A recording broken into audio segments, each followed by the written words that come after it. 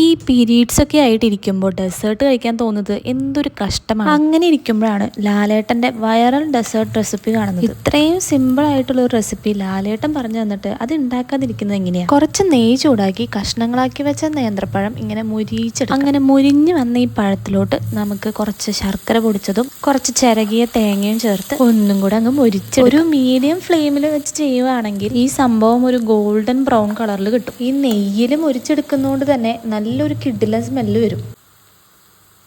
എന്നിട്ടിപ്പോൾ എന്താ, ഒരു പാത്രത്തിലോട്ട് മാറ്റി ഏതെങ്കിലും ഒരു ഫ്ലേവർ ഐസ്ക്രീമും ചേർത്ത് അങ്ങോട്ട് കഴിക്കുക. അപ്പോൾ മഴ കാരണം വീട്ടിൽ പോസ്റ്റ് അടിച്ചിരിക്കുന്നവരുണ്ടെങ്കിൽ ഇതൊന്ന് ട്രൈ ചെയ്ത് നോക്ക്. സംഭവം വിചാരിച്ച പോലും നല്ലട്ടാ, നല്ല അടിപൊളി ടേസ്റ്റ് ആണ്. അപ്പോൾ ആരെങ്കിലും ട്രൈ ചെയ്ത് നോക്കാത്തവരുണ്ടെങ്കിൽ വേഗം പോയി ട്രൈ ചെയ്ത് നോക്കിക്കോ. ഇനി ട്രൈ ചെയ്തവരുണ്ടെങ്കിൽ ഈ വീഡിയോൻ്റെ ഇടയിൽ കമന്റ് അടിക്കണേ.